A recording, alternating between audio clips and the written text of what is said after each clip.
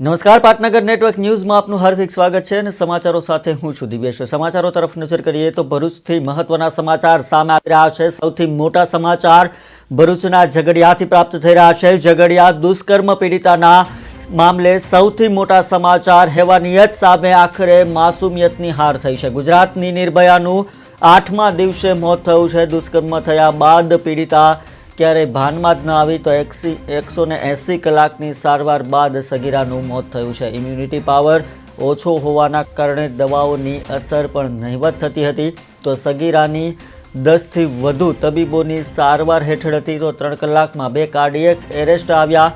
આરોપીને કડકમાં કડક સજા કરવામાં આવે તેવી સ્થાનિક લોકો માંગ કરી રહ્યા છે। તો સૌથી મહત્વના સમાચાર સામે આવી રહ્યા છે। ઝઘડિયામાં આરોપીની જે ઘટના સામે આવી હતી બળાત્કારની, ત્યારબાદ આરોપીની ધરપકડ કરવામાં આવી, પરંતુ સગીર વયની બાળકી સાથે જે દુષ્કર્મની ઘટના બની અને ઘટના બાદ જ્યારે બાળકી સારવાર હેઠળ હતી અને સારવાર દરમિયાન બાળકીનું મોત થયું છે। હાલમાં બાળકીનું મોત થતાં સમગ્ર ગુજરાતમાં અરેરાટી વ્યાપી ગઈ છે।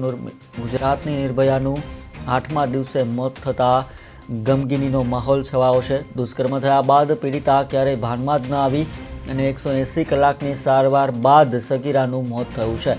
ઇમ્યુનિટી પાવર ઓછો હોવાના કારણે તેને દવાઓની અસર નહિવત પ્રમાણમાં થતી હતી અને સગીરાની 10થી વધુ તબીબોની સારવાર હેઠળ હતી, પરંતુ 3 કલાકમાં 2 કાર્ડિયાક એરેસ્ટ આવ્યા બાદ આજે બાળકીએ અંતિમ શ્વાસ લીધા હતા।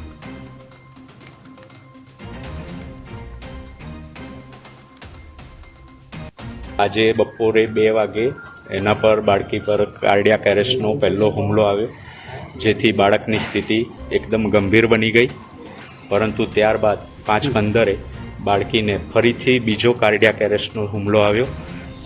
આશરે 6:15 વાગે બાળકીએ દમ તોડી લીધો છે, મરણ જાહેર કરેલ છે। એને અંદર પૂરા શરીરમાં સેપ્સિસ ફેલાઈ ગયું હતું અને જેના લીધે એના ઓર્ગન્સ આજે બપોરે 2 વાગે એના પર બાળકી